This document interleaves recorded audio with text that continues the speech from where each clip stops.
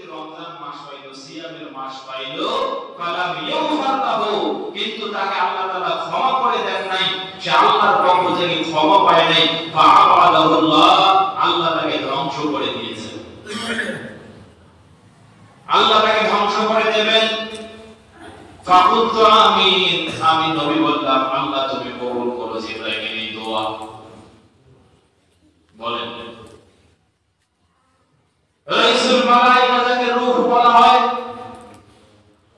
যাদের ব্যাপারে আল্লাহর কথা হলো ফেরেশতারা, ওয়ালা ইয়াসুনা মা আল্লাহ, ওই ফেরেশতাদের চরিত্রের সার্টিফিকেট আল্লাহ দিয়েছেন যে আমি আল্লাহ ফেরেশতাদেরকে যা আদেশ করি এই ফেরেশতা তাই পালন করে। ফেরেশতা হলো মাসুম, নিষ্পাপ ফেরেশতা। একটা দোয়া করেছে, আল্লাহ রমজান যারা পাইল কিন্তু তাকে তুমি ক্ষমা করনি, সে ব্যক্তি ধ্বংস হয়ে যাক। আর পৃথিবীর সর্বশ্রেষ্ঠ মানুষ, মহামানব, রাহমাতাল লিল আলামিন যিনি, তিনি এই দোয়ার পক্ষে বলেছেন আমিন, আল্লাহ তুমি কবুল করো। আপনি কি মনে করছেন দোয়া হলো জমিনে নাকি আসমানে? দোয়া কবুল হয়েছে না? দোয়া কবুল হয়ে গেছে। রমজান যেমন আপনার জন্য ক্ষমার মহড়া নিয়ে এসেছে, এই রমজান কায়েম মনোভাবকে পালন করে যদি আপনি আল্লাহর পক্ষ থেকে ক্ষমা পাইতে না পারেন, মনে রাখবেন, লিখে নেন, আপনার সে চির হতভাগ্য এই পৃথিবীর জমিনে আর দ্বিতীয় কোনো মানুষ নাই। সুতরাং রমজানের ব্যাপারে খুব সাবধান।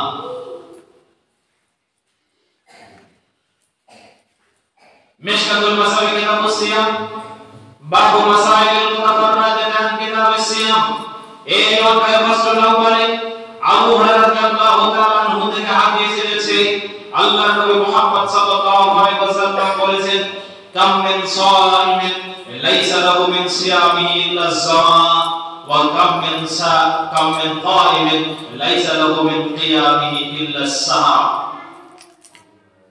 আল্লাহ নবী সাল্লাল্লাহু আলাইহি ওয়াসাল্লাম বলেছেন, শোনো আমার উম্মতেরা শোনো, অনেক সিয়াম পালনকারী পাওয়া যাবে যাদের সিয়ামে শুধু শরীর শুকানো, পেট শুকানো, এই অবস্থা ছাড়া এর সিয়ামের প্রতিদানে কিছু পাওয়া যাবে না। কথা বুঝতে পারতেছেন? অনেক তাহাজ্জুদ গুজার পাওয়া যাবে, যারা রাতের বেলা তাহাজ্জুদ আদায় করবে ঠিকই, কিন্তু তাদের এই তাহাজ্জুদের পক্ষে আল্লাহর কাছে কোনো আজরাত পাওয়া যাবে না। শুধু তাদের আমলনামায় লিখে দেওয়া থাকবে ওই অমুক একটা রাত সে রাত্রি জাগরণ করেছে। সম্মানিত উপস্থিতি, তো যে মানুষটা সিয়াম পালন করলো এই মানুষটা কি আল্লাহকে এই ভয়টা পায় না যে যখন গোটা পৃথিবীর কোনো মানুষ দেখে না তখনও কি এক আঞ্জলি পানি কঠিন তৃষ্ণাতেও সে কি পান করে? পরে একটা ছোট্ট বাচ্চাকে আপনি শিক্ষা দিয়েছেন যার বয়স 7 থেকে 8 বছর, যে বাবা সিয়াম করলো সূর্যোদয় থেকে সূর্যাস্ত পর্যন্ত এই পুরা 12টা ঘন্টা বা 14টা ঘন্টা বা 13 ঘন্টা অনাহারে দিনাতিপাত করা। ওই বাচ্চাটা আর কিছু যদি নাও শেখে তাকে আপনি বাধ্য করে এক মুঠি পানি পান করাতে পারবেন।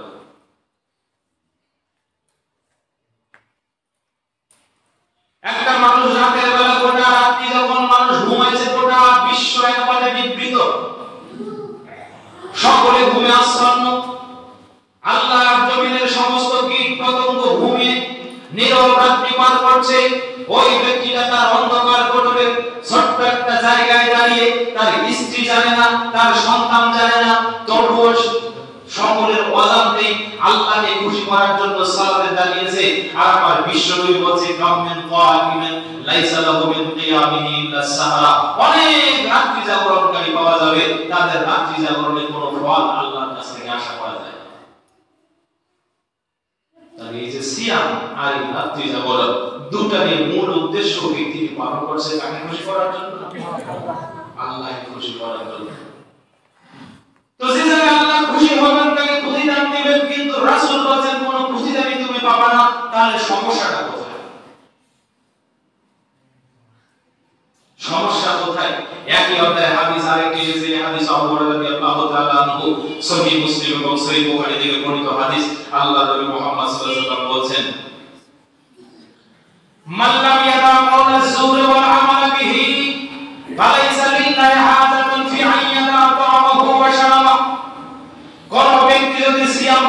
করে আর সিয়াম পালন করার মুহূর্তে যদি মাল্লাম ইয়াদা কাওলা যুর অসংলগ্ন কথা, মিথ্যা কথা, চুগলখুরি, বেহায়াপনা, রাফাস ওয়াল ফুসুকি এবং অশ্লীলতা ছেড়ে দিতে না পারে, ফালাইসা লিল্লাহি হাযা, আল্লাহর কাছে কোনো প্রয়োজন নাই তার এই সিয়ামের, ফি আইয়াদা তামাহু ওয়া শারাবা, সে তার খাদ্য পানীয় ছেড়ে দিবে, পেট শুকাবে, চর্বি শুকাবে, সূর্যোদয় থেকে সূর্যাস্ত পর্যন্ত অনাহারে দিনে নিবাত করবে, এটা আল্লাহর কাছে কোনো প্রয়োজন নাই যদি ব্যক্তি কাওলা যুর ওয়াল আমালা বিহি এই দোষটা ছাড়তে না পারে। এবার বুঝতে পেরেছেন কেন সিয়ামের প্রতিদান পাওয়া যাবে না? এটাই হচ্ছে সিয়ামের মূল শিক্ষা, এটাই হচ্ছে সিয়ামের মূল শিক্ষা। এই সিয়াম আপনার জিহ্বাকে সংযত করা শেখাবে, এই সিয়াম আপনার হাতকে সংযত করা শেখাবে, এই সিয়াম আপনার কুলুষিত অন্ধকার এই মনটাকে, কলিজাটাকে স্বচ্ছ সুন্দর ধবধবে সাদা করে আল্লাহর নিকটবর্তী করে করতে শেখাবে। এই সিয়ামের এই ক্ষমতা আছে। যদি আপনি সিয়াম থেকে শিক্ষা গ্রহণ করে এই শিক্ষাগুলো আপনার জীবনে কাজে লাগাতে না পারেন, মনে রাখবেন আপনি 50 বছর সিয়াম পালন করতে পারেন, মনে রাখবেন আপনি 40 বছর সিয়াম পালন করতে পারেন, মনে রাখবেন আপনি 10 বছর সিয়াম পালন করতে পারবেন, আপনার সিয়ামের খাতায় হাজার হাজার দিন, শত শত দিন সিয়ামের আমল যোগ হয়ে গেছে, কিন্তু এই শিক্ষা গ্রহণ করার না করার কারণে ওয়াল্লাহি তাআলাহি ওয়া বিল্লাহি আপনার একটা সিয়াম আল্লাহর দরবারে গৃহীত হয়। বলা বুঝতে পেরেছেন?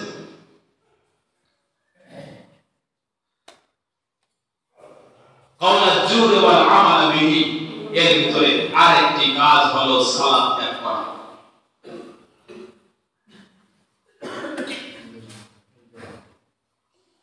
আপনি সিয়ামের ব্যাপারে যতটা সতর্ক অতটা সালাতের ব্যাপারে সতর্ক হন না। কতদিন আমি এই কথা শুনিয়েছি, আর আল্লাহ রাব্বুল আলামিন আপনার উপরে সিয়াম ফরজ করে দিয়েছেন একটা উদ্দেশ্যে, আপনি যেন প্রতিটা মুহূর্তে, প্রতিটা নিঃশ্বাসে, প্রতিটা কদমে কদমে, প্রতিটি বিশ্বাসে যেন আল্লাহকে আপনার সামনে দেখতে পারেন।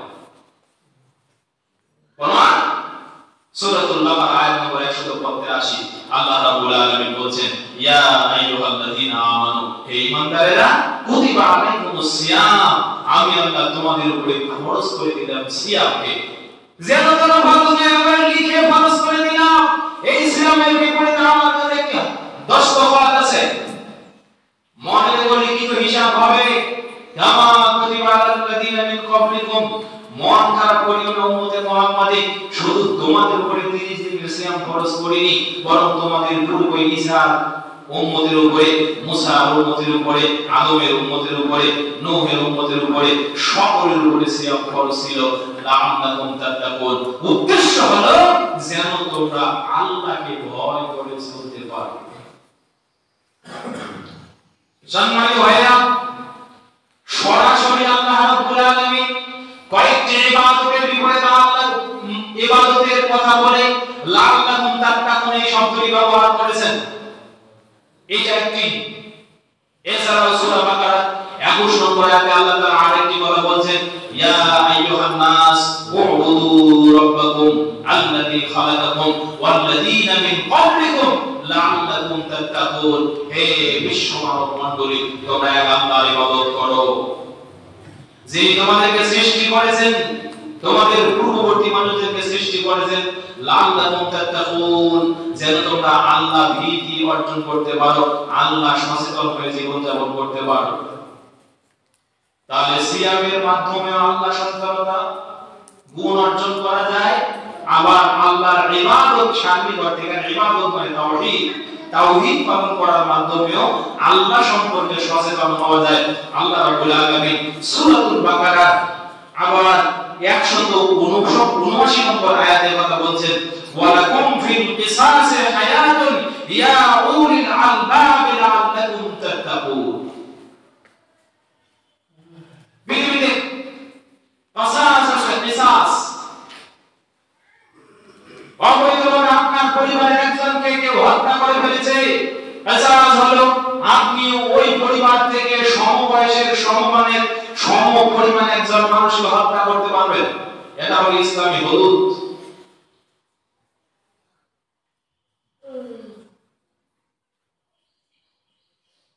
এই কিসাস এটা পালন করলেও মানুষ মুত্তাকি হয়, এবং এই কিসাসের ভিতরে আল্লাহ রাব্বুল আলামিন মানুষের জীবনের শান্তিময় পরিবেশ নিশ্চিত করেছেন।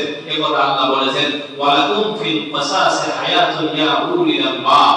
হে এই সম্প্রদায়, জেনে রাখো প্রতিশোধ নেওয়ার মাঝে জীবনের শান্তি নিহিত, দুনিয়ার শান্তি নিহিত। আসিয়া মারা গেল না? আসিয়া মারা গেছে রমজান মাস, তবুও জিনা কি থেমে আছে? আমাদের নীলফামারীতে, মাগুরায়, ঢাকায়, দেশের বিভিন্ন প্রান্তে আমার মনে হচ্ছে নতুন করে জিনার পরিবেশ সয়লাভ হয়ে গেছে। অথচ এই দেশে জিনা হবে এই দেশে, তার কারণ হলো অতীতে এই জিনাকে প্রমোশন দেওয়া হয়েছে, প্রমোট করা হয়েছে। এই কথা বলে যে যুবক বয়সে তার 100টা প্রেমিক প্রেমিকা থাকবে, এটা যুবক বয়সে একটু একটু হয়, এই জন্য তাকে সেলুট। এই পরিস্থিতি হয়েছে নাকি হয় নাই? তাহলে জ্ঞানতামূলক না বাংলাদেশের সাবেক প্রধানমন্ত্রী শেখের বেটি হাসিনা, যার জ্বালায় আমরা বাঁচি না, এই কথা বলেছি। তো সে তো কিছু বীজ তৈরি করে নিয়ে গেছে দেশে, যারা এখন স্বপ্নে কল্পনা করে তাদের মা আমার দেশে ফিরে আসবে, তাদের ওই রাম রাজত্ব আমার দেশে কায়েম হবে। এই কারণে অতীতের ওই দোষ যতই ব্রেক ধরার চেষ্টা করুক না কেন, গাড়ি থামে না। গাড়ি থেমেছে?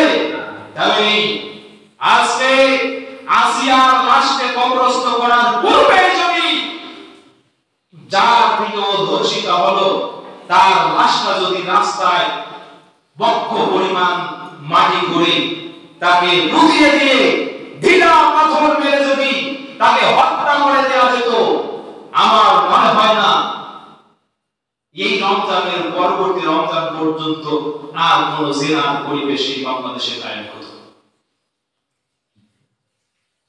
আল্লাহ নবী মুহাম্মদ সাল্লাল্লাহু আলাইহি ওয়াসাল্লাম বলেছেন, খুযু আন্নী, তোমরা আমার কাছ থেকে ফতোয়া নিয়ে নাও।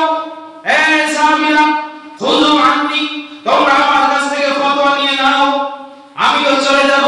কাদ জাআলাল্লাহু লাকুম সাবিলা, জেনে রাখো পৃথিবীর জমিনে যারা জিনার পরিবেশ তৈরি করবে, আল্লাহ তাদের জন্য একটা রাস্তা দেখিয়ে দিয়েছে। তোমরা আমার কাছ থেকে ফতোয়াটা নিয়ে নাও, আমি রাসূল চলে যাব, আমার ফতোয়া পৃথিবীর জমিনে তোমরা কায়েম করবে। হাদিসের অর্থ এরকম।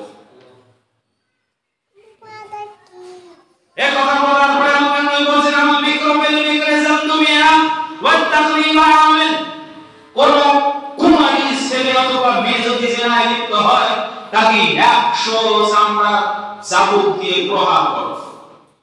কয়শো? চামড়া চাবুক দিয়ে 100 বার প্রহার করো। ওয়া তাকরিমু আমিল, এবং তাকে 1 বছরের জন্য বাড়ি থেকে বের করে দাও, দেশান্তর করে দাও। এটা হলো শাস্তি। ওই যে আমরা অতীতে শুনছিলাম কালা পানি, মানে পুলিশের নাকি কি একটা জায়গা আছে, তারা দুর্ধর্ষ কঠিন মানে অপরাধীদেরকে একটা দ্বীপে নিয়ে রেখে আসে, সেখানে একাই থাকবে, একাই ঘুমাবে, একা একা শুদ্ধ হয়ে আবার নির্দিষ্ট মেয়াদ পরে ফিরিয়ে আনা যাবে। এরকম মনে হয় কিছু একটা কালা পানি নামে ছিল। আল্লাহ নবী বলেন তাকে 1 বছরের জন্য দেশান্তর করো। এটা গেল অবিবাহিত নারী পুরুষের ব্যাপার। কিন্তু যদি কোনো বিবাহিত নারী এবং পুরুষ জিনা করে, ওয়াসাইয়িবু বিসাইয়্যিবি জালদুমি আতাওয়ার রাজম, তাকে রজম করার পূর্বে 100 বার চাবুক দিয়ে বেত্রাঘাত করো, এরপরে আবদ্ধ মাটিতে পুঁতিয়ে দূর থেকে ঢিল পাথর ছুঁড়ে মারো, সেজন্য পাথরের আঘাতে কাঁপতে কাঁপতে চিৎকার করতে করতে মৃত্যুবরণ করবে।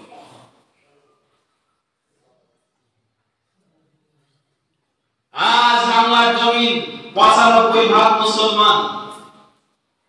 মনে রাখবেন, আল্লাহর বিধান পালন করা তাকওয়ার বাহ্যিক কাঠামো। আল্লাহর বিধানকে ভালোবাসা তাকওয়ার বাহ্যিক কাঠামো।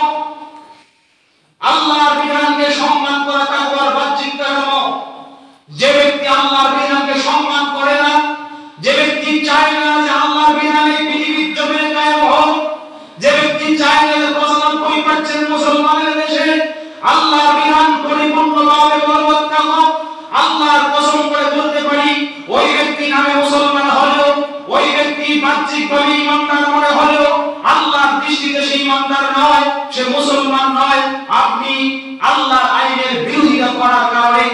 ব্যক্তিটাকে স্পষ্ট কাফের বলে সম্বোধন করতে পারে।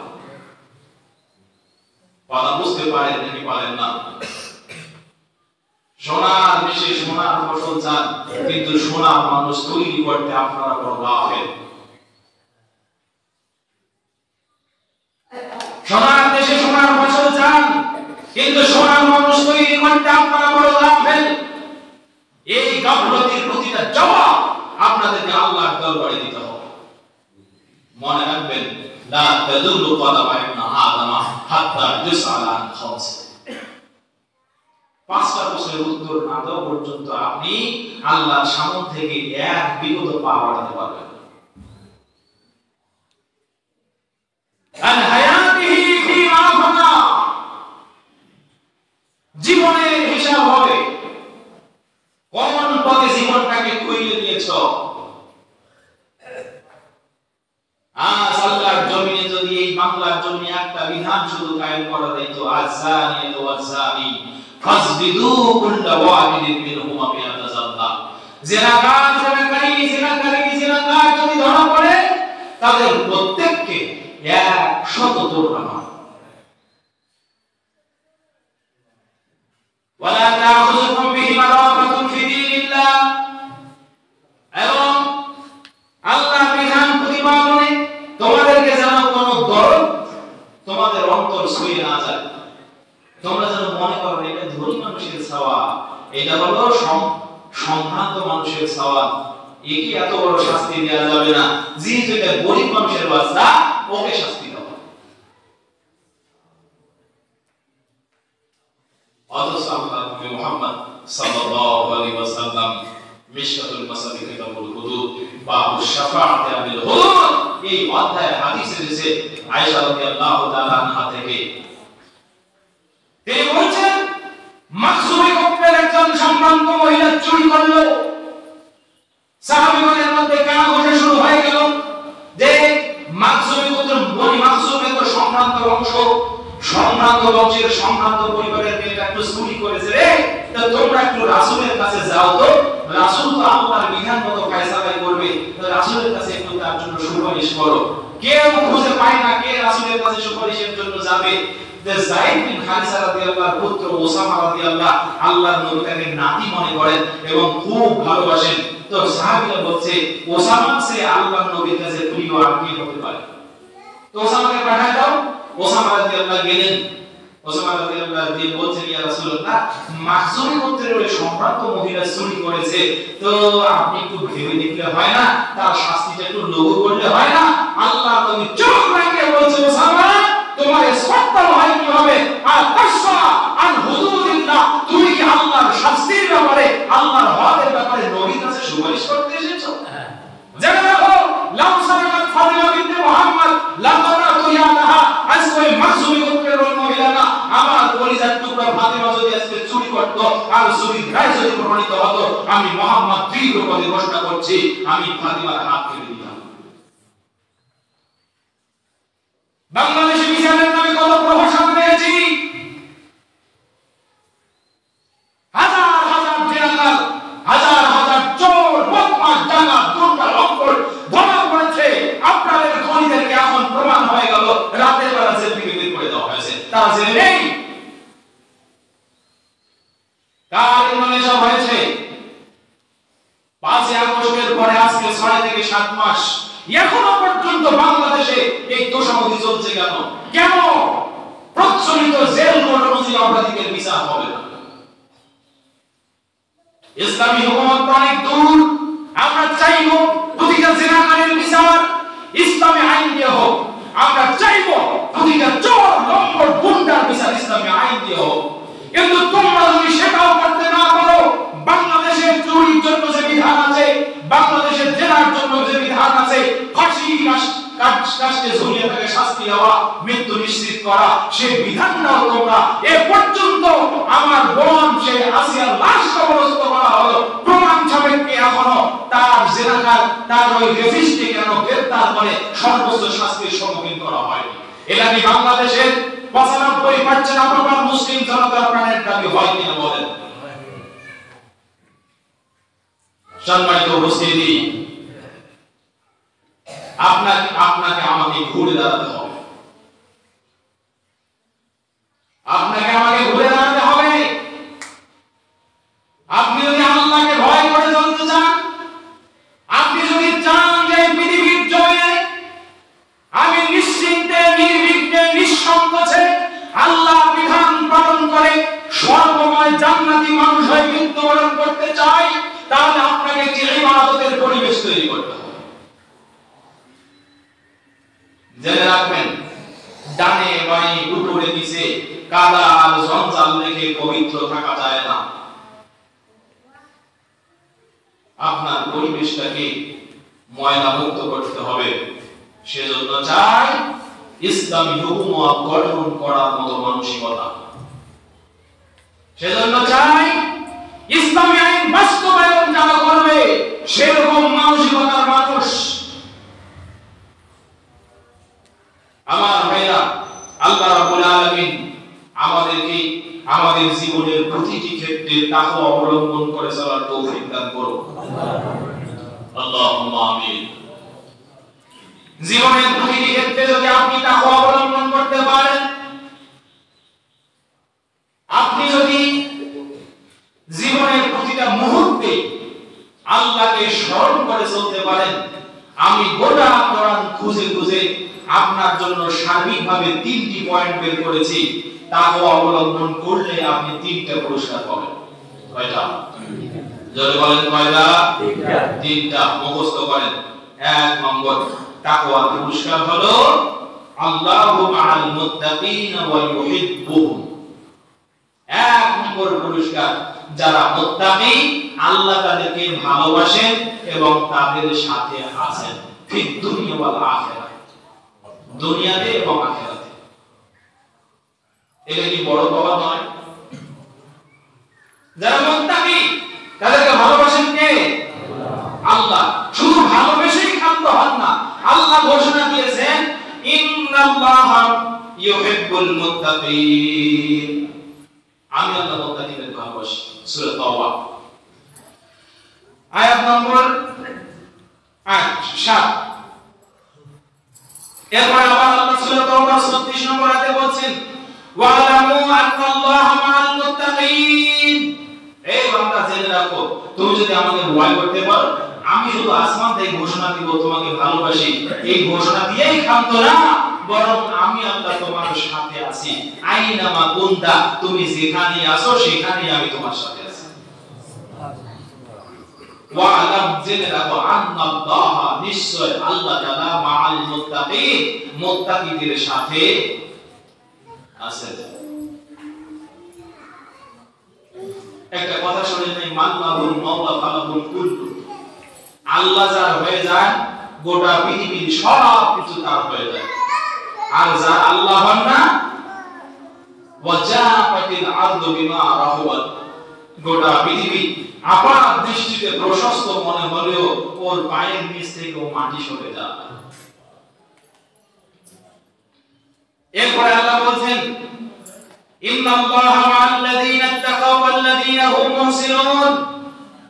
হে আমার বান্দা, জেনে রাখো, তোমরা যারা আমাকে ভয় করে চলবে, যারা সত্যবাদিতা অবলম্বন করবে, আমি তোমাদের সাথে আছি। তাহলে এই 3 থেকে 4টি আয়াত আমি পড়ে আপনাকে যেটা বোঝালাম, আল্লাহ আপনার সাথে আছেন যদি আপনি আল্লাহকে ভয় করে চলেন। আল্লাহ আপনাকে ভালোবাসেন, দুনিয়াতেও আপনাকে ভালোবাসেন, আখিরাতেও তিনি আপনাকে ভালোই বাসবেন এবং সাথেও থাকবেন। সবচেয়ে আশ্চর্যজনক পুরস্কার মুত্তাকিদের জন্য। মুত্তাকি পৃথিবীর জমিনে যেখানে যখন যেভাবে যতটুকু সমস্যার সম্মুখীন হবে, আল্লাহ সেখানে তখন সেভাবে ততটুকু সমস্যা থেকে মুমিনকে নিজ শক্তিতে উত্তরিত করবেন। বলেন আল্লাহু আকবার। আপনার যতটুকু সমস্যা, যেরকম সমস্যা, যেই জায়গায় সমস্যা, যে সময়ে সমস্যা, আপনি যদি আল্লাহকে ভয় করে চলতে পারেন, আল্লাহ রাব্বুল আলামিন আপনার তৎক্ষণাৎ ওই সমস্যাটুকু বরং তার চেয়েও বড় সমাধান দিয়ে আপনাকে ওই সমস্যা থেকে উত্তরিত করবেন। প্রমাণ আল্লাহ রাব্বুল আলামিন বলছেন ওয়ানজাইনাল্লাযীনা আমানু ওয়া কানু ইয়াত্তাকুন, সূরা নাহল আয়াত নম্বর হচ্ছে 53। ওয়ানজাইনাল্লাযীনা আমানু, আমি পরিত্রাণ দেই যারা ঈমানদার, ওয়া কানু ইয়াত্তাকুন, এবং আমাকে ভয় করে চলে। আচ্ছা, পরিত্রাণ কি কথাটা কেন আসে? একজন মানুষ বিপদে পড়েছে, উত্তরিত হলে তখন আমরা বলি যে সে বিপদ থেকে মুক্তি পেয়েছে, পরিত্রাণ পেয়েছে। তো আল্লাহ বলেন তুমি যদি তাকওয়া অবলম্বন করো, আমি আল্লাহ তোমাকে বিপদ থেকে পরিত্রাণ দেব। আরো খোলাসা দেখেন আল্লাহ তাআলা সূরা তালাকের 2 এবং 3 নম্বর আয়াতে, 2 নম্বর আয়াতের শেষে এবং 3 নম্বর আয়াতের শুরুতে বলছেন ওয়া মাইয়াত্তাকিল্লাহ ইয়াজআল লাহু মাখরাজা, বান্দা তুমি যদি আমাকে ভয় করো, আমি তোমার বিপদ থেকে বের হওয়ার জন্য সমস্ত উপায় উপকরণের রাস্তাগুলো খুলে দেব। ওয়া মাইয়াত্তাকিল্লাহ ইয়াজআল লাহু মাখরাজা, আল্লাহকে কেউ যদি ভয় করে, আল্লাহ বলছে তোমার যত বিপদ আসুক না কেন, বিপদ থেকে বের হওয়ার রাস্তা বাতলে দেওয়ার দায়িত্ব আল্লাহ। ওয়া ইয়ারযুকুহু মিন হাইসু লা ইয়াহতাসিব, রিজিকের ভয় করো না। তুমি যদি আল্লাহকে ভয় করে চলো, তোমাকে আল্লাহ রাব্বুল আলামিন এত পরিমাণে রিজিক দেবেন, তুমি হিসাবই করতে পারবে না। তোমার মনে হবে যে আজকে সামনে বিপদের পাহাড়, আমি এখান থেকে কিভাবে উত্তরিত হব। আল্লাহ বলছে বান্দা চিন্তা করো না, তোমার উত্তরণের রাস্তা আমি বের করে দিয়ে রেখেছি। তোমার রিজিকের কোনো ভয় নাই, তোমার রিজিকের রাস্তা আমি প্রশস্ত করে রেখেছি। তুমি রিজিক পাবে, এটা আমার ওয়াদা। আর রিজিক বলতে তো আপনি শুধু বোঝেন যে প্লেটের ভাত মুখে তুলে দেওয়া, তাই না? এই তো রিজিক, এটা রিজিক না? এটা রিজিকের সর্বনিম্ন স্তর। রিজিক বলতে যা বোঝায়, একজন পুরুষের জন্য সবচেয়ে ভালো রিজিক হলো তার উত্তম স্ত্রী। কথা বুঝতে পেরেছেন? একজন মহিলার জন্য সবচেয়ে ভালো রিজিক হলো তার চরিত্রবান স্বামী। পরিবারের স্বামী স্ত্রীর জন্য দ্বিতীয় রিজিক হলো তার চরিত্রবান সন্তান। পরিবারের মানুষগুলোর জন্য তৃতীয় নম্বর রিজিক হলো একটা শান্তিপূর্ণ পারিপার্শ্বিক পরিবেশ। চতুর্থ নম্বর রিজিক হলো সে কি খেয়ে বাঁচবে। এখন আমরা রিজিক বলতে 4 নম্বরটাই বুঝি। আমরা কখনো কল্পনা করি না আমার সন্তানটার চরিত্র যে নষ্ট হয়ে গেল, আল্লাহ তাআলা সবচেয়ে বড় একটা রিজিক থেকে আমাকে বঞ্চিত করলেন, এইটা আমরা কখনো কল্পনাই করি না। আমরা একবারও কল্পনা করি না আমি মসজিদে সালাতের জন্য আসলাম, কিন্তু আমার বউ যোহরের নামাজ আসরের সময় পড়ে অথবা কোনোদিন পড়ে না। এইটা কোনোদিন আমরা কল্পনা করলাম না। সে যে আমার জীবনের সবচেয়ে বড় রিজিক। মানুষের জীবনের সবচেয়ে বড় রিজিক হচ্ছে পুত পবিত্র হায়াত পাওয়া। তাহলে রিজিকের ব্যাখ্যা যদি এখন আমি করি, আল্লাহ বলছেন ওয়া ইয়ারযুকুহু মিন হাইসু লা ইয়াহতাসিব, বান্দা তুমি যদি আমাকে ভয় করে চলো, আমি তোমাকে এত পরিমাণে রিজিক দান করব, মানে তোমার সন্তানগুলোর চরিত্র সুন্দর করে দেব, তোমাকে সতী সাথী সুন্দর পবিত্র স্ত্রী দান করব, তোমার জীবনের সমস্ত রোগ শোক বালা মুসিবত দূর করে দিব, তোমার জীবনে যতটুকু ব্যত্যয় ঘটার মতো পরিবেশ মানুষ তৈরি করে সব পরিবেশগুলোকে আমি শান্তিপূর্ণ পরিবেশে পরিণত করে দেব। এরপরে সংক্ষিপ্ত রিজিক যা তুমি খেয়ে বাঁচো, তোমার পরিবারে এই ভাত চালের কোনো অভাব হবে না। তুমি আপাত দৃষ্টিতে মনে করতে পারো আজকে দুপুর বেলা আছে, রাতের বেলা নেই, কিন্তু আমি আল্লাহ তুমি রাতে কি খাবে সে ব্যবস্থাও করে দেব। বিশ্বাস আছে না? নাই? আছে। তো আপনি আল্লাহকে ভয় করেন না, আপনি 10 টাকা পাওয়ার জন্য মিথ্যা কথা বলেন। আপনি আল্লাহকে ভয় করেন? আপনি তো আল্লাহকে ভয় করেন না। আপনি আপনার সন্তানকে শিখিয়ে দিয়েছেন যে তুমি যত বড় অন্যটা নিজের পকেটে নাও, আমাকে দাও, খাই খাই ফুর্তিতে মরে যাই। আপনার সন্তানকে তো আপনি কোনদিন হাতটি ধরে বলেননি বাবা এটা হলো অন্যায়, এই অন্যায়ের কাছে তুমি যাবে না, বাবা এটা হলো ন্যায়, তুমি এইটা আঁকড়ে ধরে থাকো।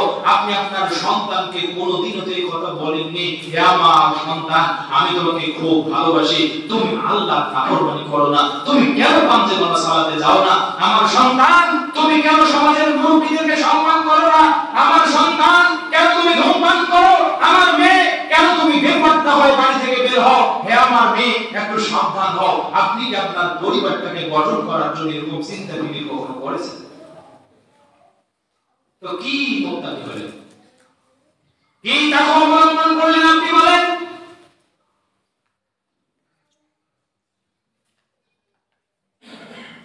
সম্মানিত উপস্থিতি, কথা কি আপনাদের জীবনের প্রয়োজনে নাকি অপ্রয়োজনে বলছি? প্রয়োজনীয় কথা না? আপনার সন্তান ওর বয়স 30 বছর, ও দূর থেকে দেখলে দেখা যাবে ওরা লেডিস না জোরডিস।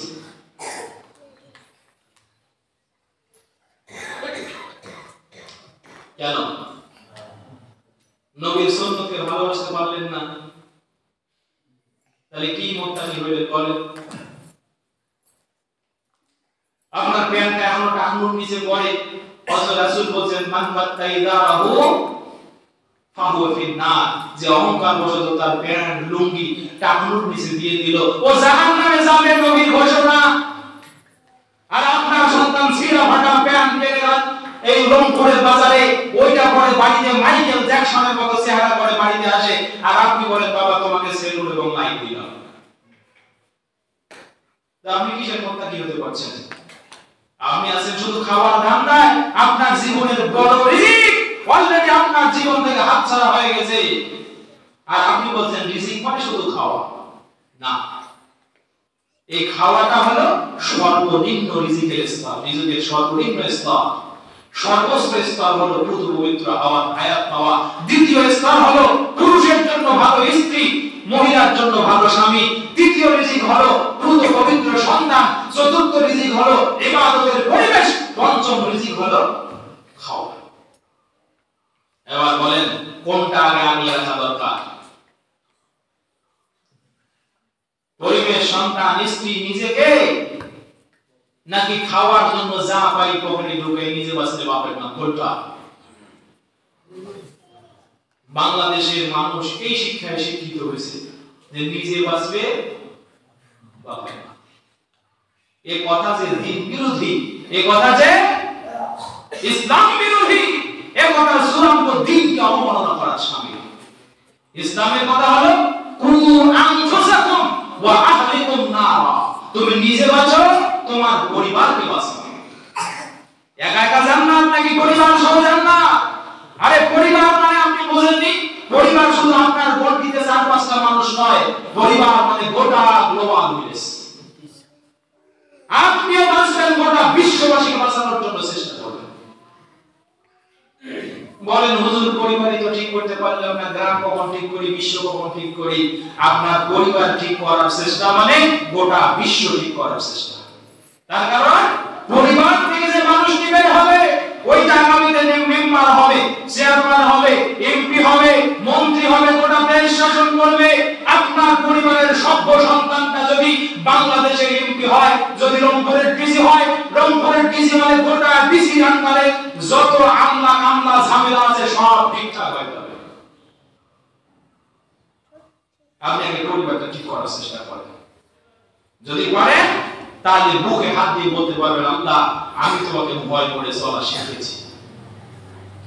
আর যদি না পারেন ওই সুবহানাল্লাহ, আলহামদুলিল্লাহ, আল্লাহু আকবার, লা ইলাহা ইল্লাল্লাহ এই তাসবিহে কোনো কাজ হবে না, হবে না।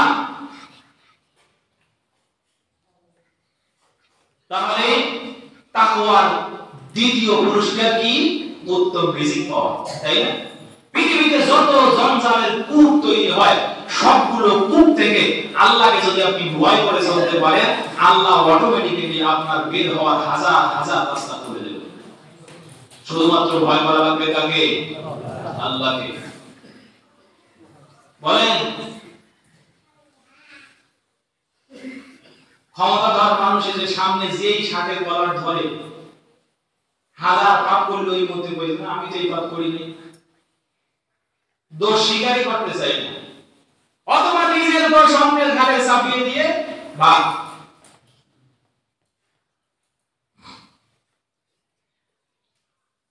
কিছু মানুষ আবার কয় মিথ্যা কথা কয় লাভ কি?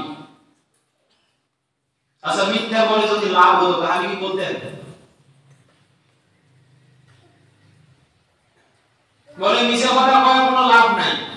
আমি বলি মিথ্যা কথা কয় কোনো লাভ নাই, মিথ্যা কথা বললে বড় পাপ হয়। তা যদি লাভ হতো আমি আপনাকে একটা লাভ দেখিয়ে দিই। একটা মিথ্যা বললে 1 লক্ষ টাকা পুরস্কার নেবেন। যতই না করেন না কেন 1 লক্ষ টাকার কাছে আপনার ইমান যে কি পরিমাণ হীন হয়ে যায় সেটা কিন্তু আমাদের জানা আছে, সমাজের মানুষ জানে। তো আপনি একটা মিথ্যা বলে একজন মানুষকে ফাঁসির কাস্টে দাঁড় করালেন আর 1 লক্ষ টাকা পেয়ে পরবর্তীতে আপনারও ক্যান্সার হয়ে মারা গেলেন। আচ্ছা, 1 লক্ষ টাকা কি ক্যান্সার সারে? বলেন সারে? না। তাই এখন 1 লক্ষ টাকা থেকে লাভ কি যদি ভবিষ্যতে এই 1 লক্ষে যে ক্যান্সার তৈরি করে সেই ক্যান্সার আপনি 1 লক্ষে সারাতে পারবেন? এটা একটা উদাহরণ জাস্ট। মনে রাখবেন, আল্লাহ যদি আপনার বিরুদ্ধে যায় গোটা পৃথিবীর কোনো শক্তি নাই আপনাকে রক্ষা করে। আর আল্লাহ যদি আপনার পক্ষে থাকে পৃথিবীর কোনো শক্তিধর নাই যে আপনার একটা বিন্দু পরিমাণ ক্ষতি করতে পারে। এবার 3 নম্বর পুরস্কারটা শুনুন।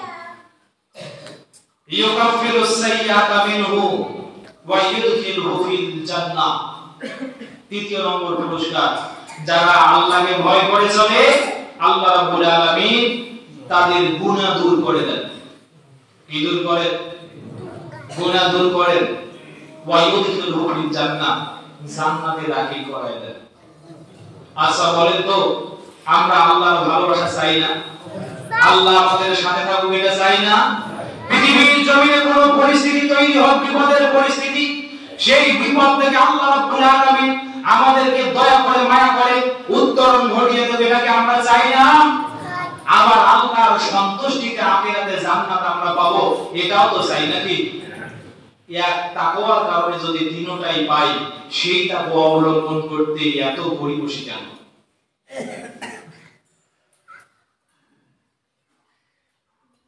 তবে এই কথা সত্য, আপনি আমি কিন্তু এখনো মুত্তাকি হইতে পারি নাই। মুত্তাকি না হয়ে আল্লাহর জান্নাত পাওয়ার আশা, মুত্তাকি না হয়ে আল্লাহর ভালোবাসা পাওয়ার আশা, মুত্তাকি না হয়ে আল্লাহর কাছ থেকে পৃথিবীতে রহমত পাওয়ার আশা, ঠিক ওইটার মতো আমি কাঁঠালের গাছ গাড়ি নাই আর মোষে তেল লাগায় বসেছি, এইবার যে 1 মাস আসলেই কাঁঠাল খাবো। অন্যের কাঁঠাল নিজের মনে করে খাওয়া যাবে? তো গাছটা তো নিজে আমাকে গাড়তে হবে আগে। সম্মানিত ভাইরা, আল্লাহ রাব্বুল আলামিন বলেন ওয়া মান ইয়াত্তাকিল্লাহ ইউকাফির আনহু সাইয়্যাতিহি ওয়া ইউযিল লাহু আজরা। ও বান্দারা, পৃথিবীর জমিনে যদি তুমি আল্লাহকে ভয় করতে পারো, ইউকাফির আনহু সাইয়্যাতিহি, তিনি আল্লাহ দয়া করে মায়া করে তার জীবনে যত ছোট ছোট গুনাহগুলো আছে এই গুনাহগুলো থেকে তাকে ধুয়ে মুছে পরিষ্কার পরিচ্ছন্ন করে দেবে। সূরা আলে ইমরানের 132 নম্বর আয়াত, ওয়াসারি'উ ইলা মাগফিরাতিন মির রাব্বিকুম ওয়া জান্নাতিন আরদুহাস সামাওয়াতু ওয়াল আরদ উইদ্দাত লিল মুত্তাকিন।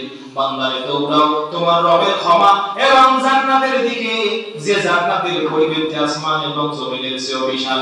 উইদ্দাত লিল মুত্তাকিন, ওই জান্নাতটা প্রস্তুত করে রাখাই হয়েছে কেবল মুত্তাকিদের জন্য।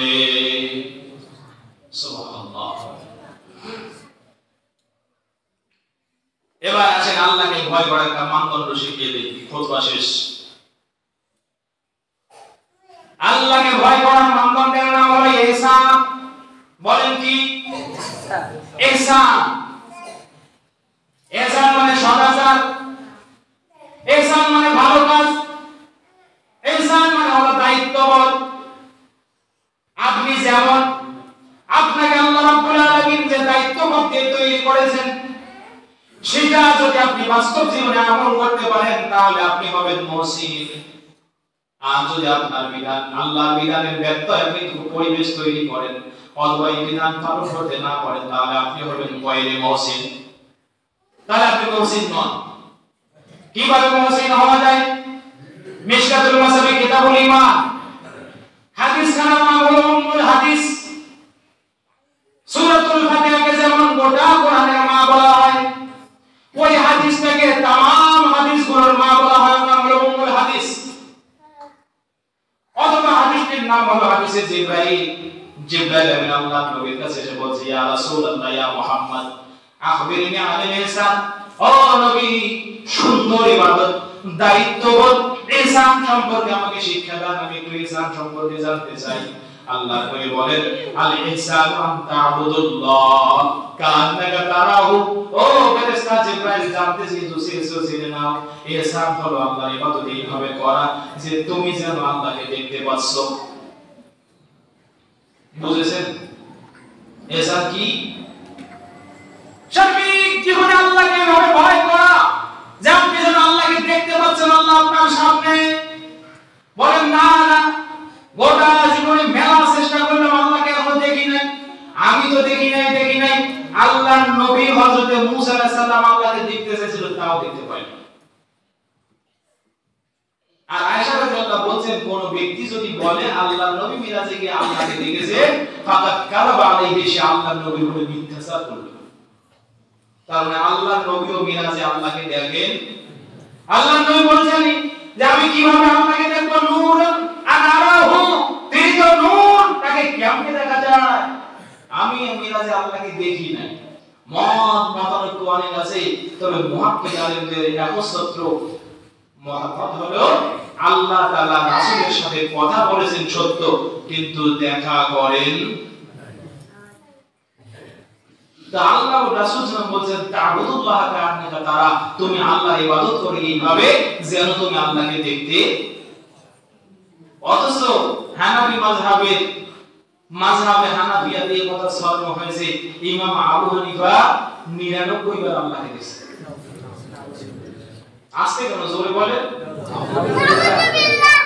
ও হানাফি ভাইরা, প্রশ্ন করে ইমাম আবু হানিফার নামে যে মিথ্যাটা ছড়াইলেন, আর ইমাম আবু হানিফা যদি কিয়ামতের ময়দানে আল্লাহকে বলে, আল্লাহ আমি তো কখনোই তাদেরকে বলি নাই যে আমি তোমাকে পৃথিবীতে 99 বার দেখছি, আমার এই গোমরা উম্মতেরা আমার নামে মিথ্যা ছড়িয়েছে, বিচার করো। একটা হানাফিও জান্নাতে যাবে? কারণ প্রসঙ্গে কথা বলতে গেলে হিসাব করে কথা। কোরআন বলছে, লান তারানি ইয়া মূসা, হে মূসা দেখতে পাবে না, লা তুদরিকুহুল আবসার ওয়া হুয়া ইউদরিক, পৃথিবীর কোন চক্ষু আল্লাহকে দেখে না, বরং আল্লাহই সমস্ত চক্ষুকে। কোরআনের বিরুদ্ধে আবু হানিফার ফতোয়া যদি যায়, তো সেই ফতোয়া মানবো না। এবার আসেন পরেরটা, ফাইলাম তাকুম তারাহু ফাইন্নাহু ইয়ারা, তুমি যদি মনে করো তুমি আল্লাহকে দেখতে পাও না, তাহলে এটা ভেবে নাও যার সামনে দাঁড়িয়েছো যে আল্লাহর সামনে, ওই আল্লাহই তোমাকে দেখছেন। চুরির জন্য হাত বাড়িয়েছেন, দেখছেন কে? গীবতের জন্য ঠোঁট বাড়িয়েছেন, দেখছেন কে? হিংসার জন্য রাতের অন্ধকারে বাড়ি থেকে বের হয়েছেন, দেখছেন কে? মানুষের ক্ষতি করার জন্য পা বাড়িয়েছেন, দেখছেন কে? জীবনের প্রতিটি মুহূর্তে যদি মনে করেন আল্লাহু মা'i, আল্লাহ আমার সাথে আছে, এইটার নাম হলো আল্লাহ সচেতনতা। এটার নাম কি? আল্লাহ সচেতনতা। আর রমজান এসেছে আমাদেরকে এটাই শিক্ষা দেওয়ার জন্য। কথা বুঝতে পেরেছেন? তাহলে রমজানের মূল শিক্ষা কি? আমরা যেন জীবনের প্রতিটি মুহূর্তে কাকে স্মরণ করি? আল্লাহকে। সালাতে দাঁড়িয়েছেন, সাজদায় গেছেন, যদি মনে করেন আল্লাহ এই সাজদাটা আমার জীবনের শেষ সাজদা, তুমি কবুল করে নাও। আল্লাহ আমার সাজদা দেখছেন, তাহলে সাজদাটা সুন্দর হবে। আর যদি মনে করেন আমি মসজিদে এসেছি, রমজানে সবাই মসজিদে আসে তাই আমিও আসছি, এই সাজদা আল্লাহর জন্য, আপনার নয়, আপনার একটা সাজদা আল্লাহর কাছে উঠবে না, বরং গোমরা হয়ে ওই সাজদাই আপনার বিরুদ্ধে সাক্ষী হয়ে যাবে। যদি মনে করেন সমাজে ভুখা নাঙ্গাকে আমি আমার কুয়ো থেকে দান করব, দেখছেন আল্লাহ, তাহলে আপনার দানটা সুন্দর হবে। যদি মনে করেন ওই যে 10 জন দাঁড়িয়ে আছে, এই মুহূর্তে একজন মিসকিনকে আমি দান করব, ওই 10 জন আমার পক্ষে সাক্ষী দিবে, পরবর্তীতে আমি কোনো ফায়দা পাবো, এই দান আল্লাহর উদ্দেশ্যে নয়, বরং এই দান আপনার বিরুদ্ধে সাক্ষী হয়ে জাহান্নামে যাবে। বলেন সব জায়গায় আল্লাহ আছেন নাকি নাই? আবার বেআকিদা হয়ে না, সব জায়গায় আল্লাহ আছেন মানে আল্লাহর হুকুমত সব জায়গায় আছে। আসুন আল্লাহকে ভয় করে